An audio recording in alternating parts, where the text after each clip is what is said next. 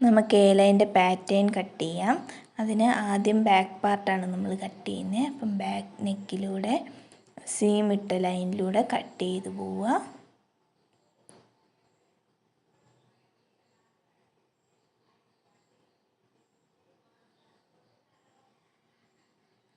ഇനി shoulder cut ചെയ്യുക. അതും 1/2 ഇഞ്ച് സീമിലൂടെയാണ് കട്ട് ചെയ്ത് പോകുന്നത്. ഇനി ആം ഹോൾ കട്ട് ചെയ്യുക. അതും 1/2 ഇഞ്ച് സീമിലൂടെ.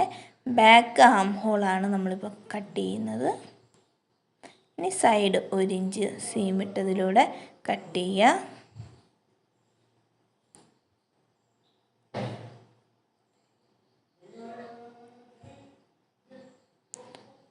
ബോട്ടം പാർട്ട് ആ ഷേപ്പിലൂടെ തന്നെ കട്ട് ചെയ്ത് പോകാൻ ശ്രമിക്കുക കേട്ടോ. ആ ഒരു ഷേപ്പിലൂടെ തന്നെ കട്ട് ചെയ്ത് പോവുക. ഇനി ബോട്ടം പാർട്ട് കട്ട് ചെയ്യാം.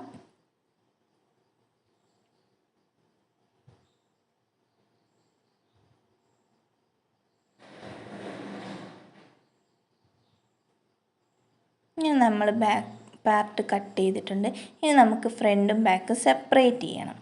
അതിന് നമ്മളവിടെ ഫോൾഡിങ് ഏരിയയിൽ ഒരു 1/4 ഇഞ്ചിലൊരു ലൈൻ വരച്ചിട്ടുണ്ട്. ആ ലൈൻ അങ്ങ് കട്ട് ചെയ്ത് കളയാം.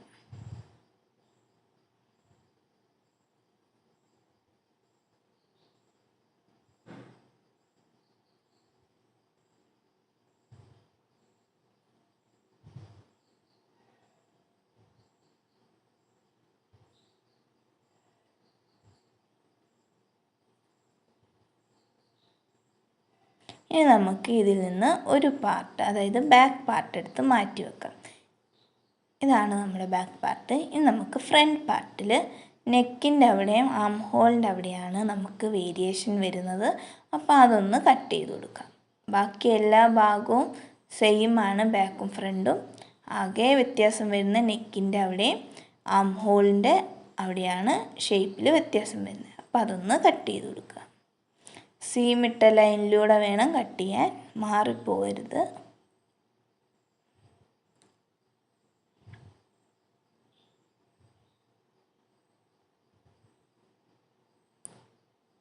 ഇനി നമുക്ക് മേലൈൻ്റെ പാറ്റേൺ കട്ട് ചെയ്ത് കഴിഞ്ഞു. ഇനി ക്ലോത്തിലേക്ക് കട്ട് ചെയ്യാം.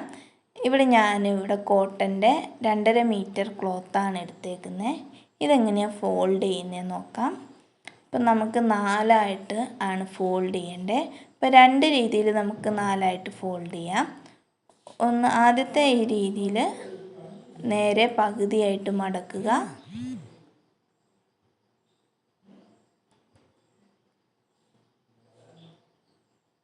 പിന്നെ ഓപ്പോസിറ്റും പകുതിയായിട്ട് മടക്കുക.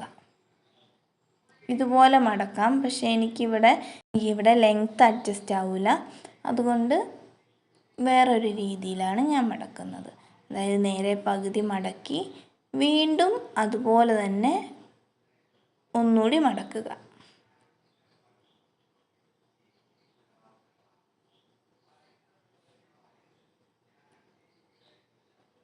ഈ രീതിയിൽ മടക്കുമ്പം എനിക്ക് ലെങ്ത്ത് കിട്ടും.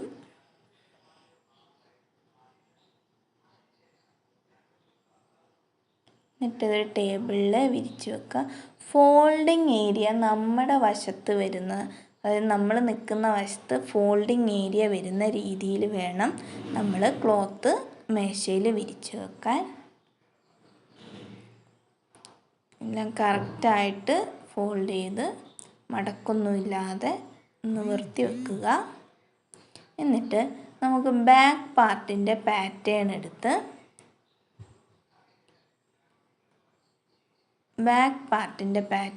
എടുത്ത് നമുക്ക് നെക്ക് ഫോൾഡിങ് ഏരിയയിൽ നെക്ക് വരുന്ന രീതിയിൽ ഇതുപോലെ കറക്റ്റായിട്ട് അഡ്ജസ്റ്റ് ചെയ്ത് വെക്കുക.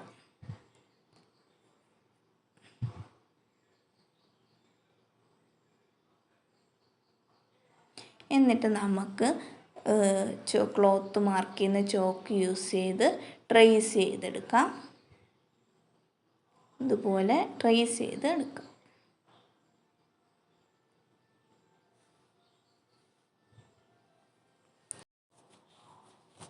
ഫുള്ളായിട്ട് ട്രേസ് ചെയ്തെടുക്കുക. അപ്പം ഞാനിവിടെ ഫുള്ളായിട്ട് ട്രേസ് ചെയ്തെടുത്തിട്ടുണ്ട്. ഇത് ബാക്ക് പാർട്ടാണ്.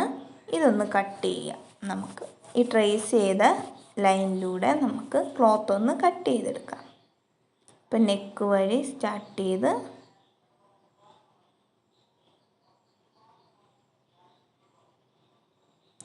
ഷോൾഡർ കട്ട് ചെയ്ത് പിന്നെ ആം ഹോൾ കട്ട് ചെയ്യുക, സൈഡ് കട്ട് ചെയ്യുക, ബോട്ടം പാർട്ട് കട്ട് ചെയ്യുക.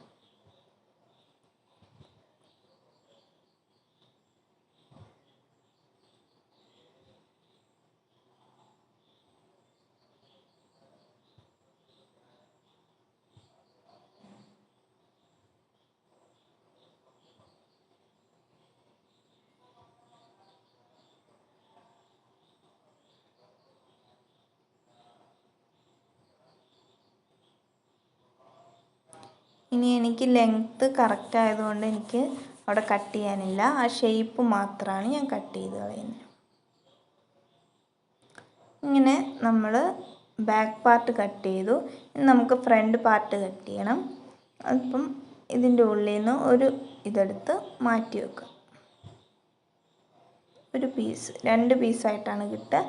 അതിലൊരു പീസ് മാറ്റി വെക്കുക. എന്നിട്ട് മറ്റേ പീസ് കറക്റ്റായിട്ട് മേശയിൽ വിരിച്ച് വെക്കുക.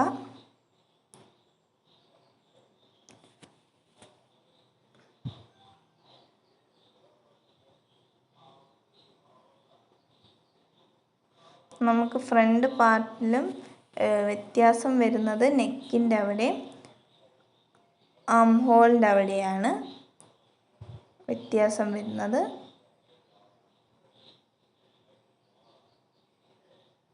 അത് കറക്റ്റായിട്ട് വെച്ചിട്ട് അതൊന്ന് ട്രേസ് ചെയ്ത് കൊടുക്കാം.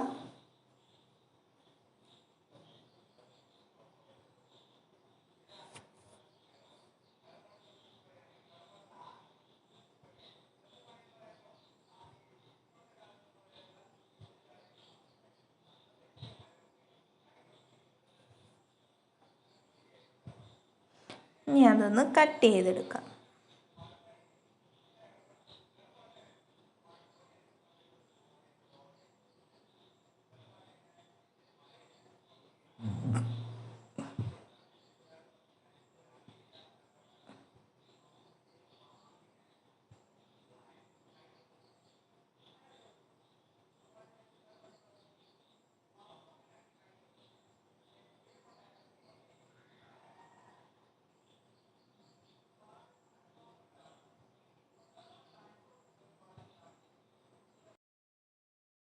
ഇപ്പം നമ്മുടെ എ ലൈൻ കുർത്തേൻ്റെ കട്ടിങ് കഴിഞ്ഞിട്ടുണ്ട്. ഇനി നമുക്ക് അടുത്ത പാർട്ടിൽ സ്റ്റിച്ചിങ് നോക്കാം.